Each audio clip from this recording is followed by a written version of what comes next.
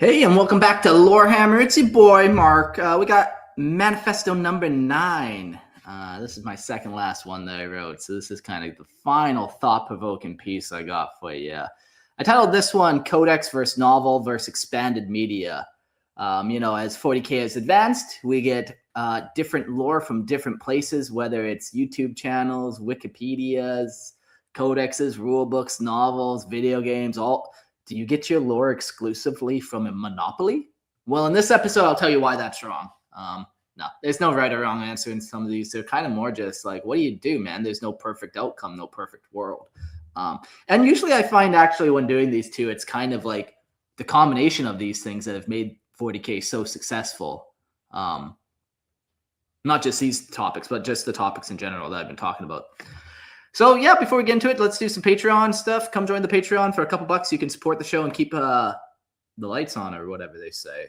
Yeah, I can buy 40K armies, I suppose, with 40K income. So that's nice. Support the show. Throw us $1 and help keep the show going. All right, let's dive into it. Codex versus novel versus expanded media. The way you consume 40K determines what 40K is to you. This is not exaggeration, that's perspective.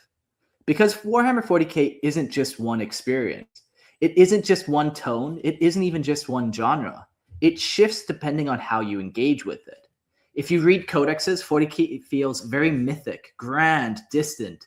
It reads like scripture carved into cathedral walls, entire civilizations summarized in a page, wars spanning millennia reduced to a solemn, declarative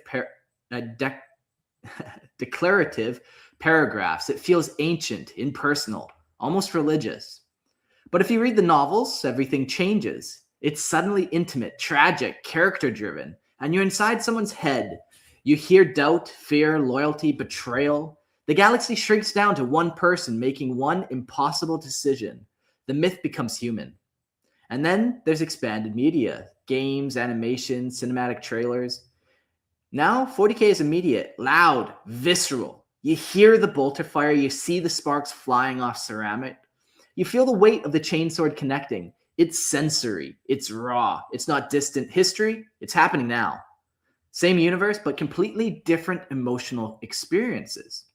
One is scripture, one is tragedy, one is war cinema. And here's the tension. If those experiences feel differently, sometimes dramatically different, which one actually defines the setting? Which version of 40K is the real one? Because depending on your answer, you're not just choosing a preference, you're choosing what 40K fundamentally is to you. And let's start with the foundation, the codexes. When most people think of Warhammer 40K lore, they're thinking of codex writing, the distinct tone, the almost liturgical voice. Yeah, the Deckard Cain voice. Codex lore. I can't do it. I'm not good at voices, but you know the drill. Codex lore isn't written like a novel. It's written like an archive, like an imperial record recovered from a vault. It feels official, declarative, sometimes even propagandistic. Entire centuries are summarized in a paragraph. Planetary invasions are reduced to solemn bullet points. It's grand, sweeping, impersonal. And it focuses on factions, not individuals. I'm going to say this saying now before I forget it, but just keep it in the back of your mind because it's relevant and funny, and I say it to people to make fun of them. Small people talk about people. Smart people talk about ideas. So just keep that tucked in the back of your mind, and then you maybe can lump some people into different categories the way you see fit. Space Marines as a brotherhood, the Imperium as a decaying empire, the Eldar as a dying civilization, the Orcs as an endless tide of violence. Individuals exist, but they're often archetypes. Chapter masters, high fleet tendrils, war masters, symbols more than people. The emphasis on history, iconography, belief systems. What does this faction stand for? What is their philosophy? What are their colors, their rituals, their relics? And sometimes, intentionally, the details are vague or contradictory. One account says this crusade was glorious. Another implies it was a disaster. Dates blur. Motivations are implied rather than dissected. The ambiguity isn't a flaw, it's part of why it works. Codex lore builds scale. When events are summarized instead of dramatized, they feel bigger. When war is described in broad strokes, it feels ancient, too large to fully comprehend. The tone is mythic, almost biblical. It supports that core grimdark idea that the galaxy is vast, cruel, and beyond the understanding of one person. It creates archetypes rather than characters. A stoic warrior, a fanatic priest, an alien tyrant, a corrupt demigod. And archetypes are powerful because they're symbolic. They represent ideas. That's the Codex strength. It establishes atmosphere better than anything else. It defines identity. It makes the galaxy feel enormous. When you read Codex lore, 40K feels like a cathedral, towering, echoing, impersonal. But there is a trade-off. It can feel emotionally distant. You don't feel the mud under the guardsman's boot. You don't hear the tremor in the Space Marine's doubt. Characters aren't people with inner lives. They're embodiments of ideology. And that's the key distinction. Codex lore tells you what the Imperium is. It tells you what it represents, but it doesn't always tell you what it feels like to live inside of it. Now shift mediums and everything changes, because once you step into the novels, especially something like the Horus Heresy, the myth stops being distant. It becomes personal. Novels operate through characters' point of view. You're not reading an archive anymore. You're inside someone's head. You hear their doubts, their pride, their fear, their rationalizations. You don't just learn that the Legion fell. You watch the moment the warrior decides to betray everything he once believed in. That's internal monologue. That's moral conflict. That's personal stakes. The Codex might tell you that the Imperium is brutal, authoritarian regime. A novel shows you a soldier trying to survive in it. A Codex might declare that the Primarch is a legendary demigod. A novel shows you his insecurity, his anger, his blind spots. Dialogue replaces proclamation. Scenes replace summaries. And the shift changes the emotional texture of 40K completely. It works because it builds attachment. You don't just understand a faction intellectually. You care about someone inside of it. You remember specific conversations, specific betrayals, specific sacrifices. Symbols become people. A legion isn't just an archetype anymore. It's a brotherhood fractured by pride. Chaos isn't just a cosmic force. It's temptation whispered into a tired mind. Novels add tragedy and nuance. They complicate things. The Imperium isn't just a decaying empire anymore. It's filled with individuals trying, failing, coping. Villains aren't always the cartoonish evil. Sometimes they're tragic. Sometimes they're sympathetic. Sometimes they're right where you think. That emotional depth in the novels is the novel's greatest strength. It creates memorable moments that stick with you for years. Character arcs that endure beyond editions. Scenes that redefine how you see an entire franchise or faction. But there's a cost as well. When you zoom in on individuals, scales shrink. The galaxy becomes smaller because it's filtered through a handful of perspectives. The mythic fog clears, motivations are explained, conversations are shown, gods speak, legends are dramatized. And when the myth becomes scene-by-scene narrative, some of its grandeur fades. There's also a risk of tonal drift. Codex writing is declarative and mythic. Novels are intimate and human. Sometimes these tones clash. Sometimes the raw emotional portrayal of a character softens what was once an archetypal force. And that's the key distinction. Codex lore tells you what the Imperium resents. Novels tell you how to feel. What it's like to stand in it, to doubt inside of it, to break because of it. One builds the cathedral, the other shows you the cracks in the stone. And now we move into the expanded media, and this is where 40K stops being distant or internal. It becomes immediate. Play Warhammer 40K Space Marine. Boot up Warhammer 40K Darktide. Watch an episode of Hammer and Bolter. Suddenly, you're not reading about the galaxy. You're inside of it. Expanded media makes 40K sensory. You hear the chainsword rev. You hear the bolter detonate. You hear the distorted vox chat and the roar of a demon breaking through reality. Sound design alone communicates brutality in a way that text never can. Visually, it's overwhelming. Cathedral-sized starships, rust-choked hive cities, armor scarred and smoking. The physicality of combat becomes real. You feel the weight of a Space Marine's landing. You feel the claustrophobia of a hive under siege. Cinematic pacing replaces paragraph summaries. There's momentum, motion, impact. Music swells, sparks fly, blood splatters, and the setting breathes in real time. And that immediacy is powerful. It's instantly accessible. You don't need to understand centuries of lore to grasp what's happening. You can feel it. Emotional. It's delivered through spectacle, through tension, through the rhyme of combat and atmosphere. You don't just understand that 40K is brutal. You experience it. That's strength. Raw impact. Memorable visuals that burn into your mind. A single cutscene can define how someone imagines the Imperium forever. A well-designed mission can communicate the hopelessness of a hive world better than a page of text. And expanded media reaches far beyond tabletop audience. Video games and animation bring people in who might never have read a codex or novel. It broadens the cultural footprint of the setting. But there's a trade-off too. Spectacle can flatten nuance. When everything is explosive and intense, philosophy can get drowned out. The Imperium risks becoming cool armored guys shooting monsters, instead of morally decaying empire built on fanaticism and fear. There's also a danger of style over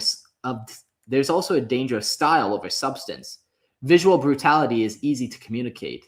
Ideological tension is harder. Expanded media often emphasize what's cinematic and not what's thematically complex. And that's the key distinction. Codex tells you what 40K means. Novels tell you what it feels like. Expanded media shows you what it might look and sound like. It turns myth into motion. It turns tragedy into action, and in doing so, it gives 40K a pulse. So what are we really looking at? Is 3 versions of the same universe. Codex is scripture. It's authoritative, mythic. It tells you what is believed, what is recorded, what is etched into stone and preserved in archives. It defines the faith, the iconography, the ideology.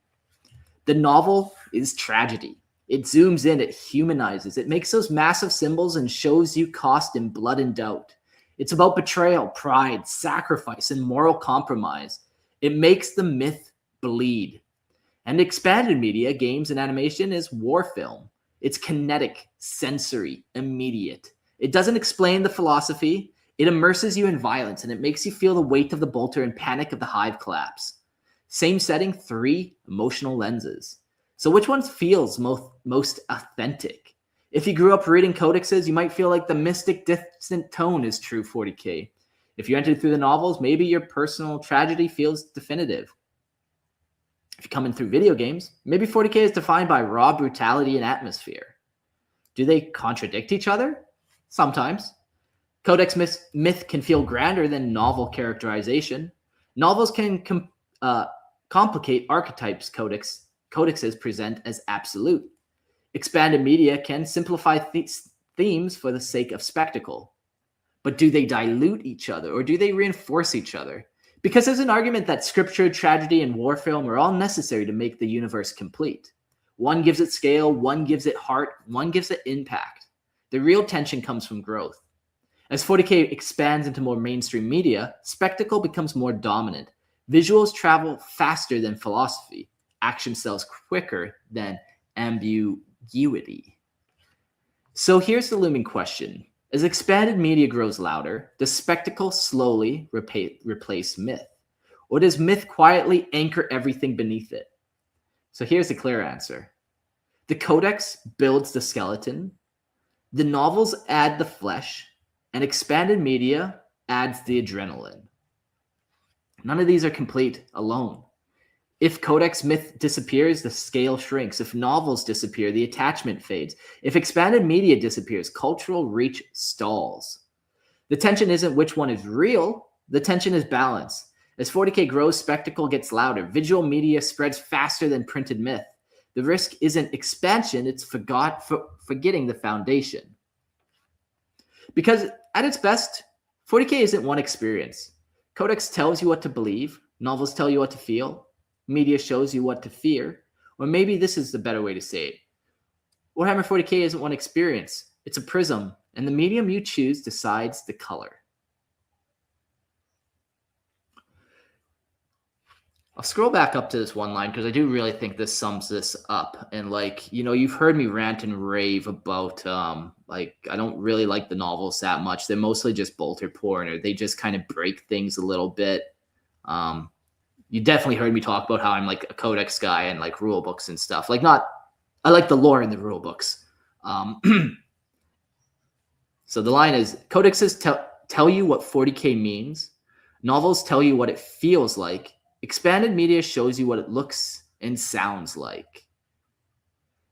So when digesting 40K, like you can get into it any way you want, but the recommended way is probably like Codexes first. Like you need that foundation to know. You can't really play or read a novel without knowing what the fuck you're up to. Like, yeah, it's fun to play Space Marine 2 and you're this 8-foot tall fucking demigod smushing bugs, and for some reason you're wearing blue armor. It's fun, but it's ultimately meaningless without the Codex. Same with the novels. Like it's all kind of meaningless without the structure behind it. But I do like that. Like I can definitely understand when writing this episode, I kind of narrowed in like why do people like the codexes? Oh, I mean the novels so much. Like I get why people like codexes. It's like it's fucking epic, man. It's like scripture. But the novels, yeah, people relate. They want to relate to something. They want to feel something. Yeah, you know, I get that. I suppose you want to, yeah, be in it or just get personal. Yeah, I get it. I get it now. I kind of feel like, yeah, that's what the novels bring. They don't bring lore to you necessarily. Like you could read a whole big novel and not really gain any new lore from it. Maybe you find out about some weird MacGuffin type object or whatever, but ultimately it's gone by the end of the book. Yeah, without the codexes, it kind of just don't matter. So you need that codex as a foundation. Expanded media novels, where you'd go into next, I don't think it matters, but I think you need those codex kind of foundations. It's funny, I get questions all the time of where do I start reading, or like what do I get into? And I usually say, well, first try to read through all the core rule books of like each edition. Like there's only 10 of them. They're not that full. You don't have to read first. You probably don't even have to read second edition, although I would. It's fucking tight. But if you read those, you will get 40K. You will understand what's happening. And then you can branch out in other things. People recommend jumping into the Horus Heresy first. And I'm like, that is the absolute worst spot to start in all of 40K. You're starting at this mythic point that should never have even been there in the first place. But like, you're also starting at this place where all these characters, they're not making it to 40K. So you get everyone new into 40K attached to it. And then either they want to play 30K, but they don't want to jump into 40K because the characters aren't there. Or they try to bring their 30K characters into 40K, like what we see that's happening with Primarchs and stuff. So it's kind of like, yeah, okay. Sure. Whatever. As for expanded media, man, it's crazy what Space Marine 2, the Astartes trailer, both those two things, they had huge impact, man. Those are probably two of the most like impactful things in 40K for sure in the last decade, for sure. Yeah, they're so well done. I like that. Like, okay, so you need novels to feel it, you need codexes to understand it, and then essentially expanded media to experience it. You know, it's one thing, like it's just a different experience when it's visual, you know, and you're controlling it and go left, throw the grenade. You're doing it. You're not just reading about it. So yeah, yeah. But the problem with that is expanded media. I guess here's the example of where it falls flat in that, like, it loses the philosophy and some of the meaning, and it just goes for the spectacle. So we had that secret level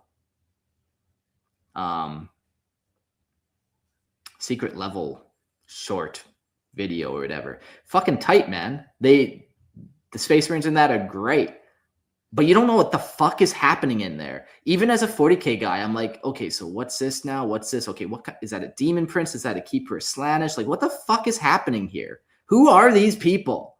Why all of a sudden are all these people doing these weird things? Like, there's no context to it. Now, thankfully, I know what the Codex tells me, the codexes and all that kind of stuff. But yeah, like it's sweet. Like you can show that video to anyone. You can show Titus running through a fucking bike, or that axe scene. He's just chopping people so slow, so brutal, but like quick, like yeah, super cool. You can show anyone that and they're gonna nerd out to it, but at the end they're gonna ask you, they're gonna look at you and be like, what the fuck was that, and where do I learn more? Well, yeah, there's no right or wrong where you linger in these. I definitely think you need an even, maybe not an even balance. Like, you definitely need codexes in there. You can't live on novels or expanded media alone in 40K, where you could live on codexes alone without novels or expanded media. But hey, that's just me. Whatever, fuck it. I guess the one other thing I didn't really include on this one was homebrew lore. Maybe I'll just rant about that for a second, because it's a whole nother category. Like, I'm gonna break it into two. Oh, I should almost just do an episode on it. Do I have that much in me to say? I probably don't have that much in me, especially with this one where it's like codex novel, expanded media. Then we also have homebrew lore and fan fiction. Homebrew and fan fiction are two completely different things. We got into this little discussion on the Discord about a week ago, where homebrew is like people writing lore for the setting in the setting. They are trying to be accurate to the setting. Where fan fictions, you got fucking Eldar hoes banging space marines. They don't care. They're just writing something that they want to read. It doesn't actually tie to the setting. There's a lot of fan fiction of, if you're writing about unknown Primarchs, sorry, you're fan fiction. I don't give a shit what you're saying. I'm not going to read your lore on Lorehammer Listener Lore. It's not going to happen. I don't want to hear your fan fiction. Homebrew, on the other hand, I love homebrew lore. I write my own homebrew lore all the time. But like I said, the difference is are you following the structure, the theme, the vibes, the rules of 40K? Are you complying with what it means to actually be in this setting? Or are you taking a character from another setting? Oh, what would happen if fucking Master Chief came into 40K, and now I'm writing an adventure of Master Chief the Spartan killing tier. Yeah, you can go fuck yourself. I don't care about that. No one cares about that except you. You're the only fan of that. So you don't need to post that online. Yeah, fanfics are lame. I hate fanfics. I feel like fanfics, all these other things, I feel like there is a place for them. Codex, novel, expanded universe. I get it all. I can find the spot, but fanfics, man, they're just absolute trash, and they're a cancer to the media, or to the hobby, man. Like, you get people that spread these stupid fucking memes that were never even real, based off something that was never fucking even real in 40K. And now all of a sudden people think that the custodes are running around shirtless and stuff. And yeah, there's that funny piece of artwork from back in the day or whatever the fuck. I get it. Yeah. But man, I think like the text to speech did more damage to the lore than almost anything else. There was a hot while there for years where that's all I fucking heard about was the Emperor's text to speech. And I fucking hated it because none of it was real. That's not 40K. That's fan fiction. There's a rant for you. Dude, thanks, Damon Fee. Yeah, I like to rant and I like to rave. You know what I don't like is fan fiction. Yeah, no, the fan fiction's rubbish, man. It just has no spot for it. Like, we all need to be like roughly on the same page in order to have cohesion and have a functioning setting that we can all kind of get into. And, I talked a little bit about how as the universe expands, like with more people, like more people are getting in the 40K, then they have to kind of sanitize it more to kind of just smooth off those edges, just make it a little more friendly. But is there a difference? I'm getting a question here. So I was reading then, got distracted. Is there a difference between the regular novels and Warhammer crime horror novels? Did you discuss that? Yeah, that's interesting. No, they do the same thing. Same with the Warhammer Kids thing. Like, I don't consider novels canon. I don't.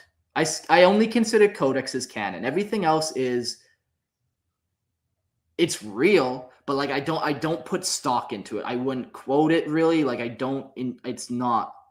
So in that sense, I lump all those novels. Like, I know there's the Warhammer Adventure Kids book. Like, the point of these all are not, like, yes, the point of the kids one is directed at kids, but the point of it is still to tell you what to feel about the setting, how to interact with it. Like, it doesn't tell you what the setting is. So yeah, they're pretty much all the same. Like, yeah, okay, they are. So let me jump back. they're canon. Novels are canon, but the tier is codexes. Then novels are, you know, they're hit and miss canon. Expanded media, I probably wouldn't ever consider it canon. You have to be really on it. Like the Ultramarines movie, that's like 10, 15-year-old, maybe even older at this point, probably 15 years old at this point. Like the entire first company of fucking Imperial Fist got sacrificed there. And we aren't going to talk about that. Like that's a huge fucking thing that they did there. They just killed 100 Space Marines. You don't do that. But expanded media does that because they don't fucking know, because they don't read codexes. They might read the odd novel, but like I said, without that codex foundation, you don't understand. So that's why I always rank codexes and rule books top of the pile. Then we get novels. You can put some stock into it, but like, okay, cool quote you got. And then you got the expanded media where it's like, it's fucking sweet, but I wouldn't take it to the bank. Hope that kind of answered your question. And then homebrew lore, yeah, I almost consider homebrew lore almost better than some novels, honestly. You get the information, because normally the homebrew lores are written in the same kind of codex style entry. I do get lots of short stories, which honestly, like, that's, I guess, another thought. Like, novels in my mind suck. Like, I think they're too long, too drawn out. I don't think 40K survives well in a big novel, let alone a novel series. I think it survives the best in short, quick, violent, bloody interactions where you're thrown in the setting without much fucking context, because once again, you should be reading codexes for your context. And you get to experience something fucking wild, and then you're out of it as soon as you're in it, and you're just kind of left like shook. Like, what the fuck was that all about? And then you're just left there to contemplate it. I think the short stories like that are what does 40K the best, not fucking long, drawn-out stuff where you get so much irrelevant bullshit and details. But hey, to each their own. I'm going to end it here. This one was my longest one. I got one more to do. Thanks for listening to my rant. My next one is called My Demands.